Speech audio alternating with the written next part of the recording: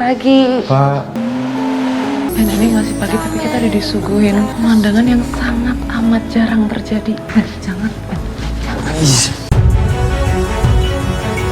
Adegan saat ini Davin masih berada di rumah sakit ya untuk menjaga Ariana di sana. Sekaligus ingin memastikan kondisi keadaannya itu baik-baik saja. Hal itu karena Davin sudah berjanji sebelumnya untuk tidak membiarkan Ariana sendiri. Selain itu Davin masih takut jika Ariana menjadi incaran dan sasaran dari penjahat yang sebelumnya berusaha mencelakainya. Maka dari situlah menjadi alasan buat Davin mengabaikan pekerjaan demi Ariana yang sudah sangat dia cintai namun tanpa disadari sebelumnya. Hingga cerita dan adegan pun terkesan seru ketika suasana sudah mulai pagi hari. Antara Beno dan Nadine akan menghampiri Davin dan Ariana di rumah sakit. Dari situlah mereka berdua nampak tertegun kaget melihat kejadian Davin tertidur manja di samping Ariana. Bahkan dari kejadian Davin memegang tangan Ariana dengan penuh rasa sayang dan cinta tentunya. Hingga Nadine pun sempat terheran-heran di samping Beno dengan mengatakan pagi-pagi sudah disuguhin pemandangan yang langka dan jarang terjadi, kata Nadine. Sebaliknya Beno malah mengambil video untuk dokumentasi dari kejadian tersebut. Nadine berusaha menghalangi Beno untuk mengambil video, namun Beno sudah berhasil merekam untuk nantinya akan digunakan senjata meledek Davin ketika di kantor. Nah, dari adegan tersebut antara Ariana dan Davin mulai terbawa suasana baper semalaman di rumah sakit ya, sehingga mereka tidak menyadari ketika tertidur berdua ternyata tangan mereka tidak lepas atau masih berpegangan. Tentu dari kejadian tersebut antara Ariana dan Davin sudah ada ikatan di hati masing-masing. Namun mereka belum menyadari dan tidak mengerti perasaan yang terjadi. Karena tujuan utama mereka adalah pacar kontrak saja. Namun pada endingnya malah jatuh cinta beneran sebagai jodoh yang akan bisa bersatu di kemudian hari. Pagi-pagi kayak, sorry saya. Dan kamu tahu saya lagi tidur, kenapa nggak dibangunin? Saya takut, Pak. Takut apa? Takut ganggu kenyamanan Bapak. Selanjutnya Davin terbangun dari tidur dan melihat ada Beno sekaligus Nadine yang sudah masuk dalam ruangan rawat inap tanpa permisi. Hingga Davin pun sempat kaget sekaligus melepas paksa pegangan tangan Ariana dengan penuh rasa malu dan gugup. Namun Davin mencoba tenang di hadapan Beno dan Nadine. Begitu pula Ariana ikut gugup hingga mereka berdua nampak salah tingkah dan malu-malu kucing di ruangan inap rumah sakit. Nah, dari adanya kisah asmara antara Davin dan Ariana akan segera terjadi ya atau terlahir di balik kejahatan yang terjadi dialami Ariana sebelumnya. Karena pertemuan antara Davin dan Ariana sebenarnya terjadi ketika Ariana itu dalam bahaya sebelumnya, yaitu di saat Ariana ingin dihabisi preman di dalam hutan.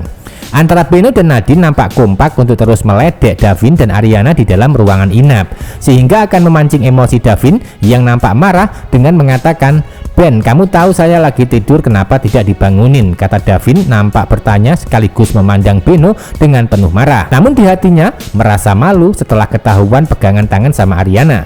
Di saat Davin sudah marah dan emosi, di saat itu pula pertanyaan Davin malah dijawab Beno dengan ledekan kocak hingga membuat Davin makin salah tingkah dan malu di depan Ariana sekaligus Nadine. Di mana Beno menjawab dirinya tidak berani bangunin Davin karena takut mengganggu kenyamanan sebagai bosnya. Nah, dari jawaban Beno tersebut nampak cengengesan hingga membuat Davin makin malu bercampur marah besar. Hingga adegan dan cerita makin seru dan menarik hingga membuat gregetan dari peran Beno dan Davin sebagai bos dan asisten pribadi yang durhaka tentunya. Gua nggak bermaksud bunuh dia. Gua akan beresin semuanya, termasuk perempuan itu. Adegan lain Karno masih menggunakan topeng ketika muncul dalam adegan malam ini. Hal itu karena sebelumnya Karno berhasil menyelamatkan diri dan lari dari pengejaran polisi yang berniat menggerebek untuk menangkapnya. Dan sepertinya Karno dapat pesan singkat dari seseorang yang kemungkinan adalah bosnya sebagai dalang dan otak pembunuhan berencana Asti atau Ariana dulu. Dimana Karno membalas pesan di HP dengan mengatakan kalau dirinya tidak sengaja atau tidak bermaksud membunuh preman bocah saat pertemuan terjadi. Sebaliknya bos preman mulai mulai panik ketika ada saksi mata yang melihat kejadian preman botak meninggal di sebuah gedung, hingga dirinya memerintahkan Karno untuk membersihkan semua saksi dan juga bukti, termasuk salah satunya adalah wanita yang sebelumnya sempat lolos, yaitu Ariana. Jadi pada endingnya peran Karno ini sudah tahu dan mengenali wajah Ariana yang ingin dia singkirkan. Sebaliknya Ariana belum menyadari dan tidak tahu kalau sebenarnya orang bertopeng tersebut adalah ayah sendiri. Hingga endingnya nanti peran Ariana akan menjadi sasaran utama Karno untuk dihabisi sesuai perintah bos Karno yang masih belum muncul dan masih dirahasiakan hingga menjadi misteri di jalan cerita sinetron Wajah Cinta yang lain. Biarpun begitu, Karno tidak akan pernah bisa berhasil menghabisi atau menyingkirkan Ariana sebagai saksi selama masih ada Davin yang terus melindungi dan membantunya. Tidak hanya Davin, bahkan Firsa sebagai petugas polisi akan terus melindungi Ariana dari mara bahaya yang terus mengancam nyawanya. Waktu Mbak Ari tahu, Mbak Ari tidak langsung lari dan telepon polisi. Timingnya nggak seperti itu. Saya sudah langsung ketahuan sama pria bertopeng itu. Dan saya refleks langsung menghubungi nomor darurat tuh Mas Davin. Kadang trauma itu memang bisa menutup ingatan, tapi Mbak Ariana jangan khawatir. Laun, kebenarannya pasti akan terungkap dengan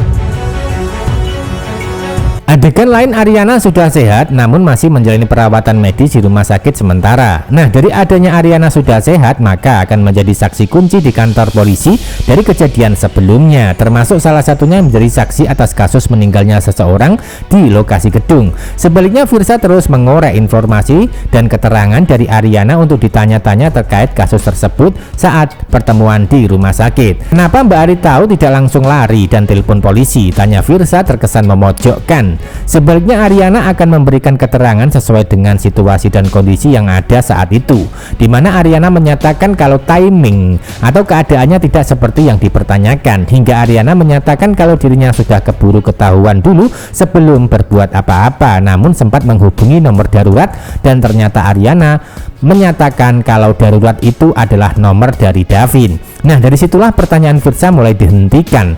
Namun Firsa terkesan menyinggung dengan menyatakan kalau trauma terkadang bisa menutup ingatan dan lambat laun kebenaran pasti akan terungkap, kata Firsa dengan yakin di depan Ariana dan semua orang tentunya. Hingga dari kejadian interogasi terkesan tegang dan menegangkan.